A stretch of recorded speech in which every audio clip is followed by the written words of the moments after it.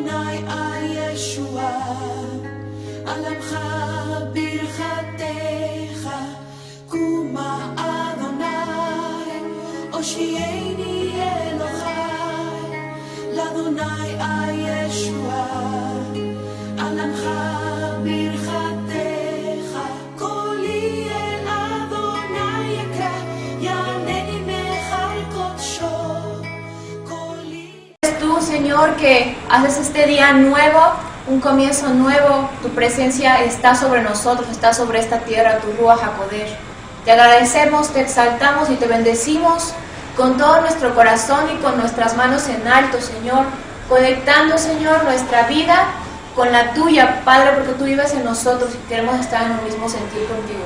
Te agradecemos en esta mañana por esta enseñanza, te agradezco por todos los que estamos aquí. Te agradezco por todo lo que has hecho en nuestras vidas, por cómo tú vas acomodando nuestros caminos. Te agradezco, Señor, con todo mi corazón. Te alabo, Señor, y te digo gracias en esta mañana por los que han de estar aquí, Señor, por los que en esta mañana se han levantado con enfermedad. Te ruego que traigas sanidad a su vida, Padre, y te ruego que traigas paz, Señor, tranquilidad y consuelo a todos aquellos que lamentablemente hemos perdido hemos tenido la falta de un ser querido por causa de muerte, Señor. Por aquellos que ya no despertaron el día de hoy, te ruego por tus almas, Señor, que puedan encontrar, Señor, que puedan estar contigo, Señor, y aún aquellos que aún están por conocerte, que puedan encontrar tu camino. Te agradecemos en el nombre de Yeshua HaMashiach, tu Hijo. Amén. Amén, amén. Gloria al Señor. Bueno, vamos a dar inicio y vamos a hablar no sé cómo se usan esas computadoras, que uno le da los dos deditos y se bota todo el archivo. Ya estoy yo. Bueno, me voy a la antigüita con mis apuntes. Es mejor, ¿Verdad? Sí. Así ya nada más tengo que estar con el mouse. Bueno, pues vamos por favor al libro de Génesis. A lo largo de este primer tema estamos hablando de del tema de los nombres del Señor. Vamos a conocer todos los nombres, no porque sean diferentes, sino porque es uno. Amén, son atributos que se le dan al Señor, a nuestro Elohim. Y vamos a comenzar estudiando el nombre de Elohim. Elohim para muchos o Elohim. ¿Ven? Dice Génesis 1:1. En el principio creó Elohim el cielo y la tierra. Vamos a detenernos aquí. En hebreo dice así: Bereshit bara Elohim het hashamayim ve'et haaretz. Es decir, en el principio, que es Bereshit, por eso es que este libro Génesis se llama, el principio es Bereshit. ¿Ven? En el principio, bara, la palabra bara es creer. Bara, la fonética se escribe con B de burrito, ¿verdad? B de burro, A, C de casa, perdón, A, R, estoy deletreando vaca, hágame el favor. B de burro, A, R, una R y una A, con acento en la A para saber en dónde va la fuerza de la pronunciación. ¿Ven? Bara. Bara significa crear. Es crear. Bereshit bara Elohim het bet haaretz, que es la tierra, hashamayim, que son los cielos. ¿Ven? Entonces estamos viendo que aquí el primer nombre es Elohim, y Elohim significa los dioses o Dios, traducido al español, que realmente sabemos que es el creador. No puede ser los creadores, ¿verdad? O tiene que ser el creador en esta parte de la Biblia. ¿Por qué? Vamos a explicar. Elohim se utiliza para referirse a los dioses, es decir, también a ángeles. Y viene de tres raíces hebreas, de tres palabras. Pero nosotros encontramos, no puede decir la Biblia, en el principio creó los dioses, el cielo y la tierra, ¿verdad? Porque aquí está hablando en singular. El verbo singular y el verbo plural sería singular es crear y plural es crearon. Entonces no está diciendo crearon, está diciendo creó. Entonces encontramos algo importante aquí, que Elohim se utiliza para referirse a los dioses y a Dios. En este caso se está utilizando Dios, se está traduciendo como Dios. ¿Por qué? Porque le da la raíz, la esencia al atributo del nombre del Señor, el verbo. Es decir, está en singular, pues entonces hablaremos, se traduce en Elohim, en Dios, el Creador. Ahora, ¿qué significa Elohim?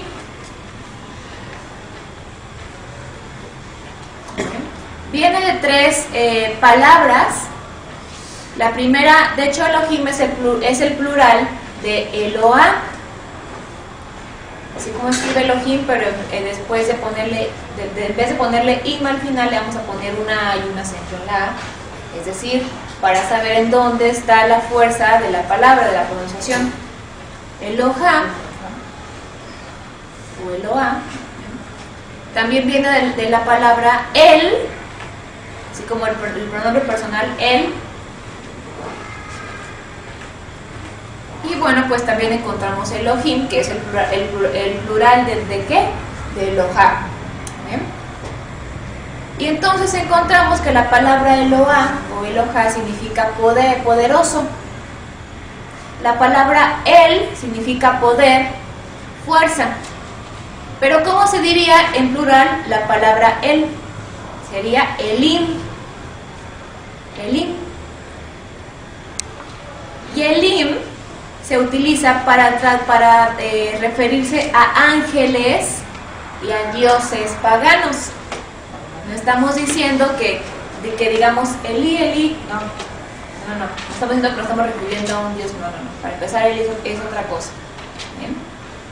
Pero la palabra Elim se utiliza para referirse a ángeles y a dioses paganos. ¿Bien? Ahora vamos a ver otra manera de explicar Elohim. Se recuerda del Shema Israel. Shema Israel, Adonai Eloheinu, Adonai Echad. Escucha, Israel, que el Señor tu Dios, el Señor uno es. Traducido en Reina Valera. En el hebreo diría: escucha, oh Israel, que el Señor tu Elohim, el Señor uno es. Y vuelve a mencionar la palabra Elohim. Y entonces nos está aclarando que cuando lo utilizamos para referirnos al nombre del Señor, a nuestro el Creador, a nuestro gran poderoso, nuestro gran Creador, ¿ven? Es Elohim, se refiere a Dios, traducido al español. ¿Ven? Vamos a las personas que apenas están entrando a lo que son las raíces hebreas, estudiando las raíces hebreas, vamos a diferenciar para que usted entienda. En el cristianismo, Dios es Elohim en hebreo. Jesucristo es Yeshua en hebreo. Y cuando hablamos de Elohim, estamos hablando ¿de quién? De Dios, de nuestro Creador. Y entonces aquí es el primer atributo que se le da al Señor, que Él creó, Él lo hizo, Él te creó con poder. Tiene que tener muchísimo poder, exageradamente gran cantidad de poder, para poder hacer y poner orden en esta tierra. Porque esta tierra, como estaba, desordenada y vacía. Fíjense lo que dice esta versión, que es la versión israelita nazarena. Esto es lo que dice el hebreo natural. Dice: en el principio creó Elohim el cielo y la tierra. No dice los cielos, no dice en la Reina Valera dice los cielos, aquí dice el cielo. ¿Por qué? Porque el cielo es uno. Y aquí hay una gran equivocación en la traducción de Reina Valera, porque entonces si nos dice de cielos, pues entonces entendemos que fueron muchos cielos. Decimos el cielo de México, el cielo de Israel, el cielo de Europa, y realmente el cielo de Europa, de México y de Israel es el mismo. Entonces, mucha gente piensa que fueron otros mundos, otros niveles, otras áreas espirituales, y no es así. Es un solo cielo. Ahora, el cielo tiene varios niveles, que eso lo vamos a ver en otro estudio para no hacerlos bolas. Pero es muy interesante lo que dice, porque dice creó el cielo y la tierra. La tierra estaba sin forma y vacía.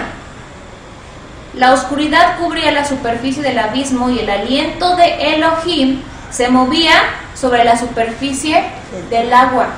¿En dónde estaba el aliento de Elohim? Sobre la superficie del agua. ¿Y qué es el aliento de Elohim? ¿Qué sopló sobre Adán? Vida. Aliento de vida.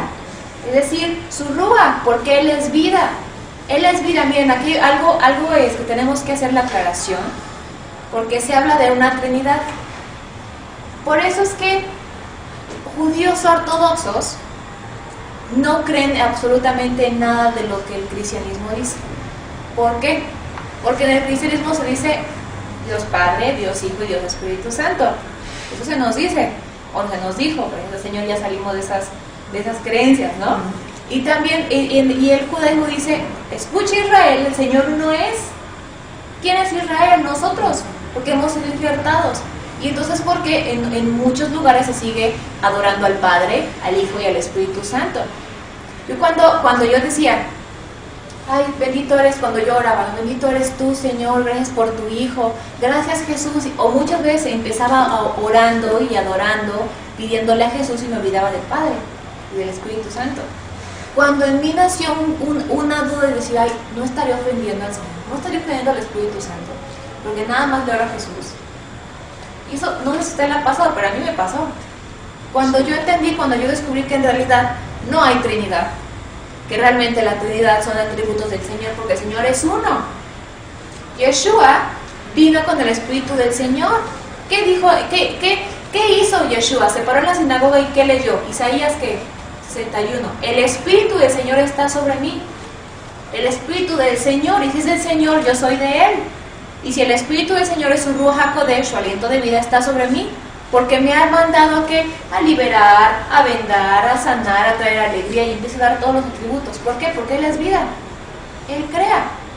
Y aquí hay algo importante. ¿Cómo está nuestra vida antes de conocer a Yeshua? Antes de recibir el Espíritu del Señor. ¿Cómo es que está? Nosotros somos esta tierra. Estamos sin forma y estamos vacíos. No me refiero a que estamos gorditos, chaparritos, enanitos, ¿verdad? O bueno, que no sabemos si la cintura está aquí o está acá. No me refiero a eso. Me refiero a que el Señor, nosotros tenemos una forma, tenemos un cuerpo, ¿verdad? Y nuestra alma, nuestra vida espiritual tiene una forma. Es decir, tiene un destino, tiene una manera de ser, tienes un carácter, pero estás desordenado. Cuando hay un desorden en tu cuerpo, hay un desorden en tu cerebro. Claramente, estúdialo, hay un desorden en el cerebro. ¿Por qué? Porque faltan químicos, porque falta orden, porque en muchas personas no se desarrollan áreas del cerebro que les hacen no tener conciencia de lo que hacen. En este caso encontramos asesinos, ¿verdad? Asaltantes, no decir rateros porque no es la palabra correcta, asaltantes, gente que actúa sin tener la conciencia de las consecuencias. ¿Por qué? Porque hay áreas en su cerebro que no se desarrollan. Y no estoy diciendo que por culpa de que no tienen al Señor, no. Es por culpa de sus malos caminos, o por culpa de la herencia de los padres, de la maldad de los padres. Pero no es por culpa del Señor, es por culpa de la maldad de los padres. Ahora, estamos hablando de, hay un desorden en tu vida cuando tú no conoces al Señor.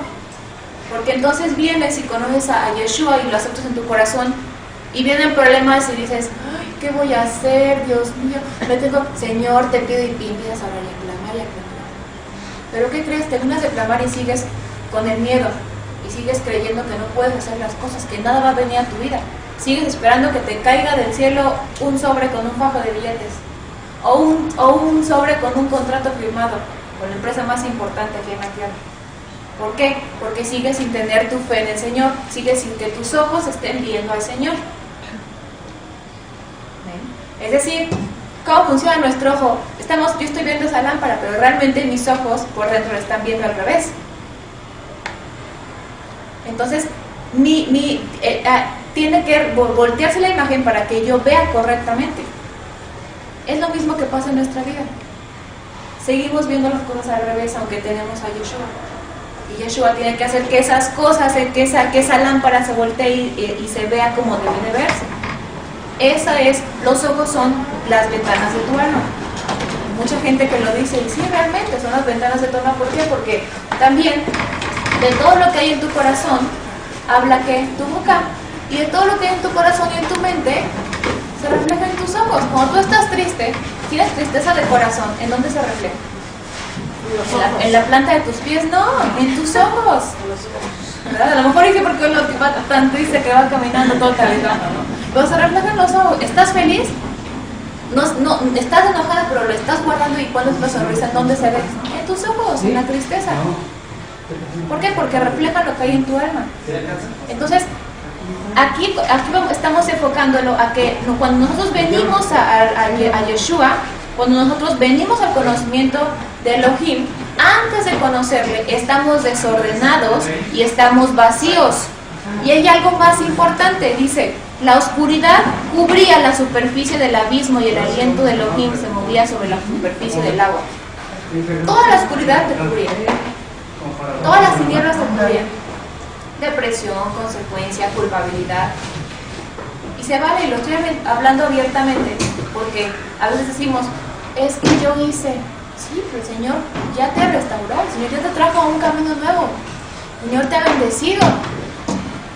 Y a veces seguimos caminando con el Señor, ¿verdad? Porque Él está en nosotros, está sobre nuestra superficie, pero estamos llenos de oscuridad.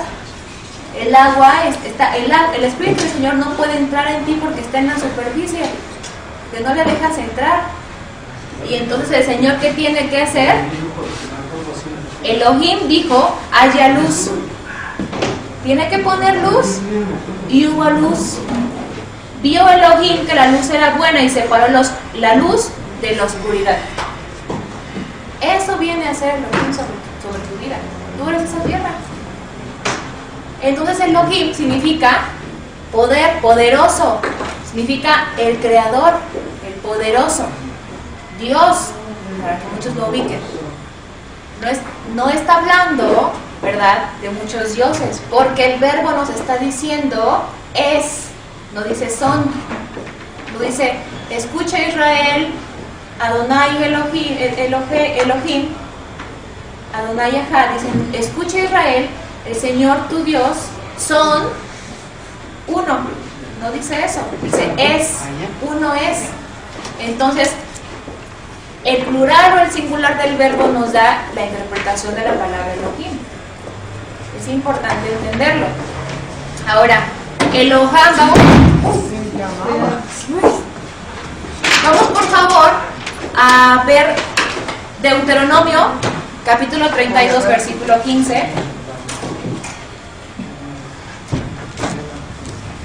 Amén.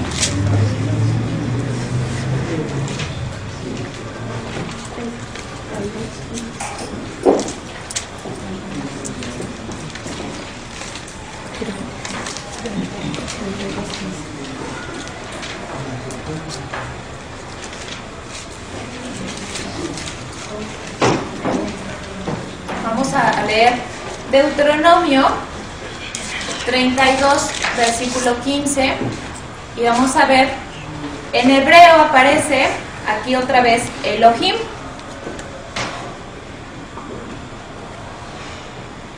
Y dice así: así Yeshurun engordó y pateó, se puso grueso y cebado. Me encanta esta versión porque lo explica súper bien. Y ordinario, abandonó al Elohim que lo hizo y menospreció a la roca de apoyo. Otra vez está hablando de la naturaleza. ¿De quién? Del poderoso, de Elohim. Bien. Vamos por favor al versículo 17 también. Ok, entendí. Entonces aquí también habla, fíjense, dice en el 17, sacrificaron a demonios que no son divinos, a deidades que nunca habían conocido, nuevas que vinieron recientemente, que no inspiraron el respeto de sus padres. Está hablando de deidades. ¿Se da cuenta que a veces me decían, bueno, a veces no, antes me decían, es que para diferenciar a Dios de los dioses, es que la palabra Dios va con mayúscula y la palabra Dios va con minúscula. pero a veces la palabra Dios se escribe con mayúscula. La Reina Valera sigue teniendo muchos errores. En escritos la gente sigue poniendo Dios con mayúscula. Y entonces, ¿qué es la diferencia? El sentido del verbo, el sentido del contexto. También encontramos que se utiliza la palabra Dios para un Dios pagano, que realmente es la traducción de Elim, de él, en plural, Elim, en hebreo. Dioses paganos o ángeles que no son del Señor. ¿Bien? Y en muchos versículos se utiliza la palabra Elim para referir a los ángeles que son del Señor, pero todo depende del contexto que se le dé a la palabra. ¿Bien? Vamos por favor a Génesis, otra vez voy a estarlos llevando por muchas citas. Génesis capítulo 31.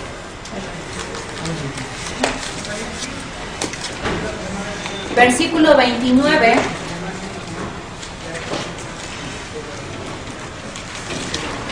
Y en este versículo se muestra la palabra él.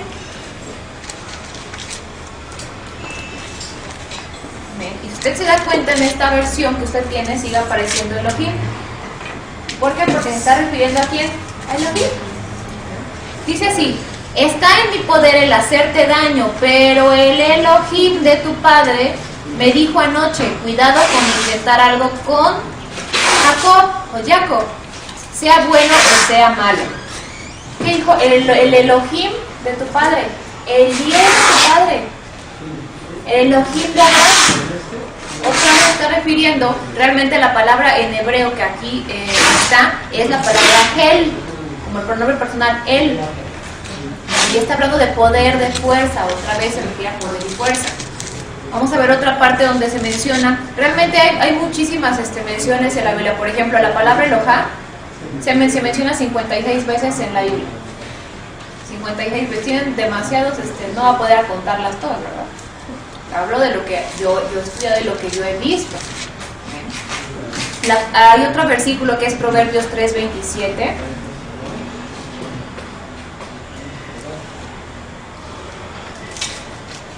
Proverbios 3:27 dice así: no le niegues un bien a quien lo merece cuando tengas el poder de hacerlo. Aquí no aparece la palabra Elohim, por eso aparece la palabra ¿qué? Poder.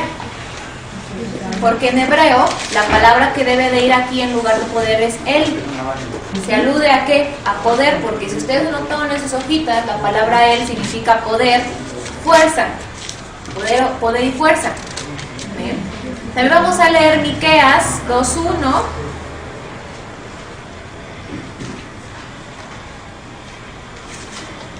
¿Cuál leamos? ¿Vale?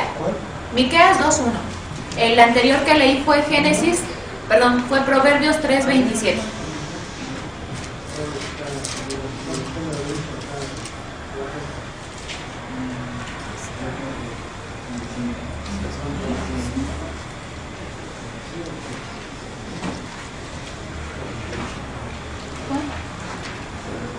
Miqueas 2:1 dice así: ay de los que planean perversidad y proyectan el mal en sus camas.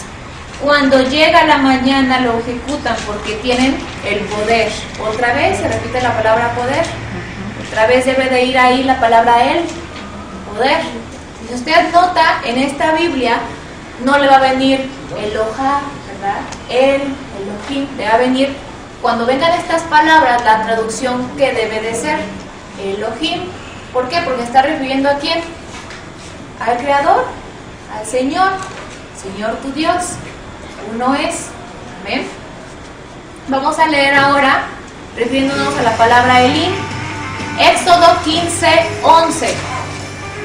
Estoy llevando de cita en cita, disculpen, son muchas. ¿15 qué?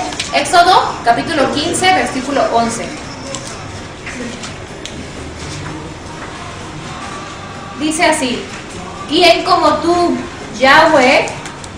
¿Qué dice? Entre los Jaelim. ¿Qué dice? A ver, léelo por favor en su Biblia. Sí. Éxodo 15:11. ¿quién como tú, Yahweh, entre los Jaelim? ¿Y qué dijimos? Que la palabra Elim también puede referirse a qué? Se utiliza para dioses paganos y también para qué? Para ángeles. Si son dioses paganos, vienen siendo ángeles desterrados, ¿verdad? Ángeles caídos también. Pero está hablando aquí de ángeles. ¿Quiénes como tú? Fíjense, entre los Elim, entre los dioses. ¿Ya se dio cuenta? Otra vez está hablando de dioses, pero ¿de qué dioses está hablando? Entre todos los dioses que nosotros vemos ahora. En ese entonces, ahí en el oriente sobre todo, hay infinidad de dioses. Dios para todo, Dios que sana todo. Y la verdad, imagínense qué costoso ha de ser llevar esas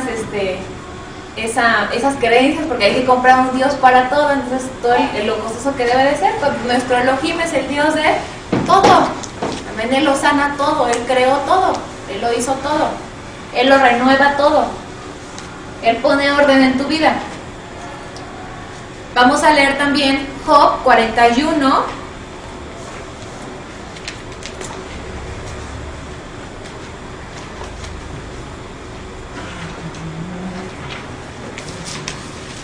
Me gusta mucho el libro de Job porque tiene demasiados misterios. Léalo, por favor, estúdialo, es de los libros más todos los libros de la palabra del Señor son hermosos, pero a mí Job me gusta porque es muy rico en misterios. Job capítulo 41, versículo 25, dice así: cuando Él se levanta, los seres divinos, otra vez, sienten pavor, retroceden cuando Él cae. ¿Qué dice seres divinos? Otra vez vamos a leerlo. Cuando Él se levanta, los seres divinos sienten pavor. Seres divinos, otra vez la palabra Elim. Por eso es que es importante que al momento de hablar de la palabra, del nombre del Señor Elohim, se hablen de estas palabras para que usted pueda distinguir el por qué, si Elohim significa los dioses, porque en Génesis dice, en el principio creó Elohim los cielos y la tierra. No puede decir crearon los dioses, no eran muchos. Yo, hace muchos años que estudiamos este tema con mis papás, yo me imaginaba, ¿verdad? Me imaginaba al Señor con un concilio de dioses, ¿no? Bueno, no de dioses, ¿cómo lo puedo explicar? De seres creados por Él. Y entre todos haciendo las cosas en la tierra. Y no, realmente no fue obra de todos, fue obra de uno. Porque dice que Él mandó y se hizo. Él ordenó y fue hecho. Entonces, a ver, si tú tienes el Espíritu del Señor y está sobre ti, y ya no debe de estar sobre la superficie, sino que debe estar ¿en dónde? En tu corazón, porque recordamos que nuestro corazón es un templo, ¿ven?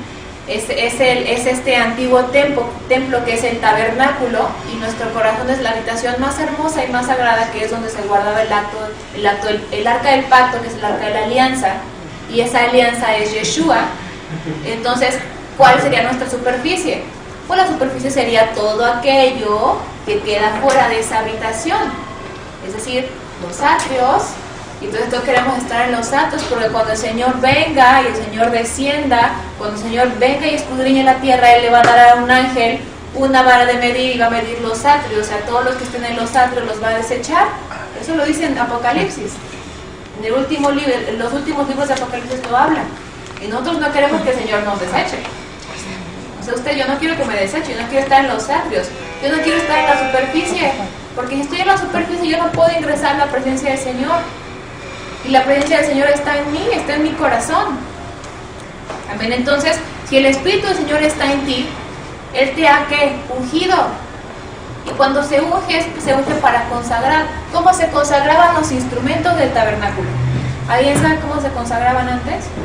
No se consagraban con aceite, se consagraban con sangre. Lea por favor el Éxodo, lea por favor cuando el Señor le habla a Moisés y hacen los instrumentos Bezalel y Aholiab, y los entregan a Moisés y Aarón los tienen que santificar. ¿Con qué lo santifica? Lo santifica con la sangre del cordero. No sé si usted está entendiendo, pero hay un cordero, hay alguien que vino y fue llevado como cordero al matadero, y su sangre nos cubrió a todos. Y no es decir que estemos cubiertos y ya seamos salvos, no, estamos cubiertos, somos santificados, somos somos apartados para Él, somos consagrados. Y entonces si el Señor te ha ungido, tú eres consagrado. Y el Espíritu del Señor está sobre ti, pero está en tu corazón. Él te guarda, tú tienes el denuedo para hacer lo que Isaías 61 dice. Él te ha enviado, está hablando de la presencia del Mashiach. No eres el Mashiach. El Mashiach está en ti, el Mashiach vino a ti. Tú estás con el Mashiach, pero tú no eres el Mashiach. ¿Amén? Entonces, entendemos por favor que en la palabra Elohim tiene diferentes usos y los estamos explicando ahora. Vamos por favor a Salmos 81. Salmo 81, versículo 6.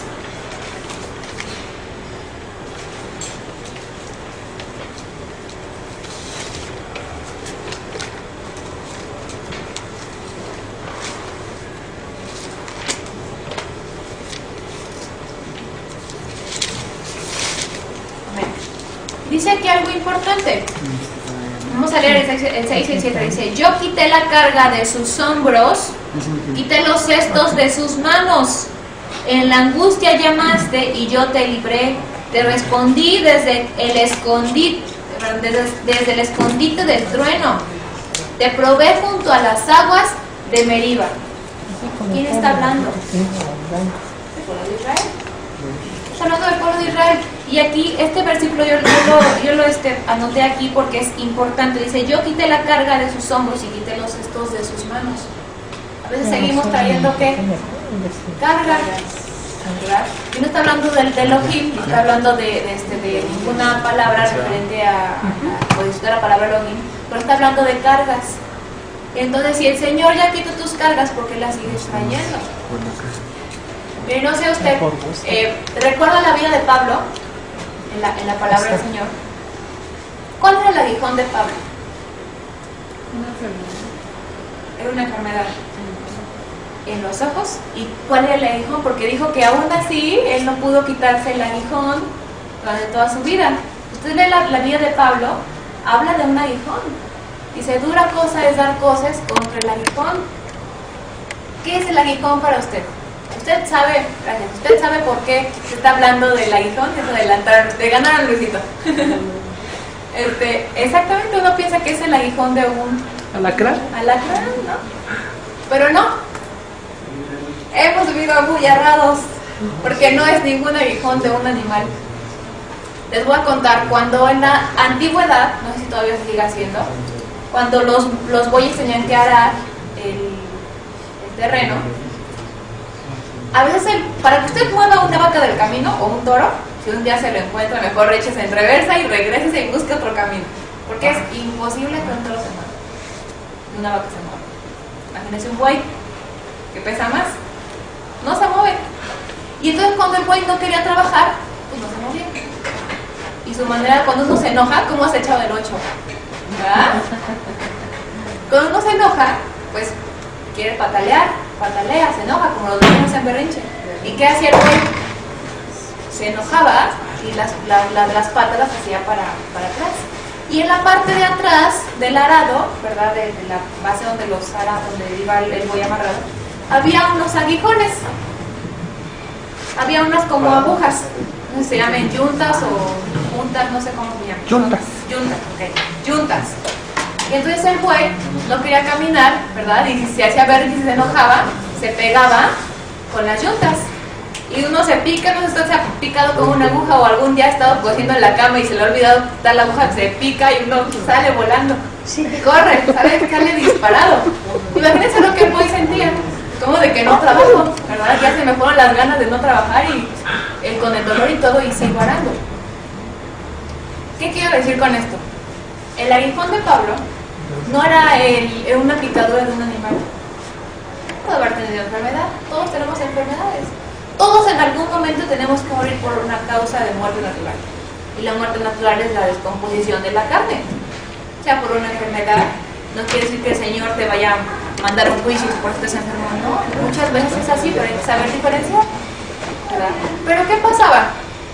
¿Qué pasa aquí? Que Pablo siempre, a mí me encanta la imagen de Pablo. Pablo es él pelea sus ideales.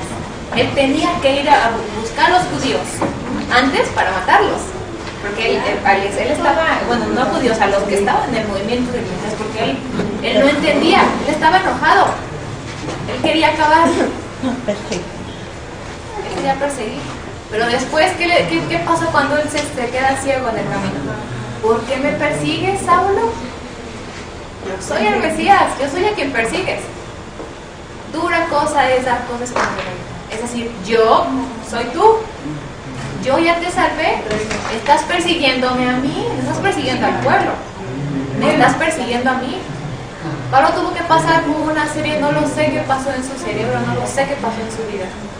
Pero algo impactante para que él cambiara su manera de ver las cosas. Y ahora él seguía renegando, pero no renegando de enojado. Él seguía defendiendo su fe, compartiendo la palabra. Él era un hombre que a él no le importaba lo que otros pensaban. Él hablaba la palabra del Señor. Y a quien le gustara bien y a quien no, ahí está la carta, y si le gusta que la lea, y si no, que se vaya por su mal camino otra vez. Entonces, ¿qué pasa? ¿Por qué puse yo este versículo? Porque es importante. El Señor ya ha quitado la carga de nuestros hombros. Ya no somos esos bueyes que durante mucho tiempo el pueblo de Israel fue atormentado. No crean que ellos dormían y en la mañana se iban al trabajo normal a servir a los egipcios. No. Ellos no dejaban, los egipcios no dejaban ni siquiera que ellos comieran, que la pasaran a gusto. Su manera de amedrentarlos era tenerlos trabajando todo el día, desde pequeños. Por eso es que ellos pedían que por favor viniera el Mesías, el libertador. El Señor enviara un libertador, porque ellos estaban en la opresión, en la aflicción. Entonces el Señor no quiere que tú estés en aflicción, porque Él ya te sacó de aflicción. Él no quiere que vivas en aflicción. Entonces, Él ya ha quitado la carga de nuestros hombros. Ya no somos esos bueyes que estamos arando. Porque ¿para qué se utiliza el buey? Para trabajo. Para eso se utiliza, para arar el terreno. Entonces, Señor te dice, mira, allí está el campo. Ya no eres un buey. Ya te quité yo todo tu equipo de arado, no sé cómo se llama equipo que le ponen a los bueyes. Ya te lo quité. Pero sigues caminando en esa posición y con esa carga, porque toda tu vida has estado con esa carga. Toda tu vida. Ay, yo nací pobre, me moriré pobre. Déjame te digo una cosa. El sentido de la vida no se basa en el dinero. El dinero es importante para vivir, para comer, porque es el sustento. Pero si tú no tienes dinero, es decir, si tienes lo necesario para vivir y sigues anhelando cosas, ok, el Señor te da tu trabajo y lo puedes comprar adelante. Disfrútalo, porque dice el Señor que el dinero, que la paga del trabajo es para disfrutarse. Eso lo habla en Proverbios, que disfrute el hombre de sus ganancias. Pero sabes que no te amedrentes. Si no lo tienes, no te amedrentes. Lucha por superarte. Eso es importante. Porque no vas a nacer pobre y te vas a morir pobre. El Señor no quiere pobres de espíritu. Tú eres pobre de espíritu, eres un pobre que no tiene ganas de vivir. No estoy hablando nada más de pobreza económica, estoy hablando de pobreza espiritual. Qué feo y qué difícil es ser una persona que no tenga ganas de vivir, ganas por la vida, que esté esperando el día de su muerte. Y qué feo es cuando eres hijo, o cuando es tu hijo, o cuando es tu padre, que tú la ves, el dolor tan grande que te produce ver a una persona que no tiene deseos de vivir. Entonces, el fin de la vida no es el dinero, porque el día que el Señor venga por su pueblo, o nos liberte, o nos lleve a donde solo el Señor sabe sus propósitos. Yo no voy a ponerme a hablar de algo que no lo he vivido. El día que el Señor venga y nos quiera libertad y nos quiera tomar, el Señor no te va a tomar con tu carro del año, ni con tus pertenencias, ni con tus mejores vestidos, ni con tu casa. Todo esto, mira, se va a desmoronar y se va a acabar. El Señor va a hacer todo nuevo y te va a dar cosas nuevas, vestimentas nuevas y cuerpos nuevos. No un cuerpo musculoso y con muchas curvas. No. Es un nuevo cuerpo, un cuerpo santo, una iglesia santa. Bien, entonces vamos a tener aquí este estudio, vamos a continuarlo el próximo domingo. Terminamos lo que faltó, por favor. Y estudia, por favor, estas notas en casa. Estudia, es muy importante que usted aprenda a diferenciar, aprenda a saber que cada palabra, como en la oración, ¿verdad? En el español el verbo le da el sentido a toda la frase. Es lo mismo. La palabra puedo decir casa o casar, o me voy a casar, ¿verdad? Pero la diferencia es la letra. Puedo ir a cazar a un animal, me puedo casar, o puedo ir a mi casa. Entonces, el sentido lo da el enunciado. Por favor, ustedes estudien lo que acabamos de aprender acerca del nombre de Elohim. ¿Ven? Que Dios les bendiga. לאדוני הישועה, על עמך ברכתך, קומה אדוני, הושיעני אלוהי, לאדוני הישועה, על עמך ברכתך, קולי אל אדוני יקרא, יענני מחיל קודשו, קולי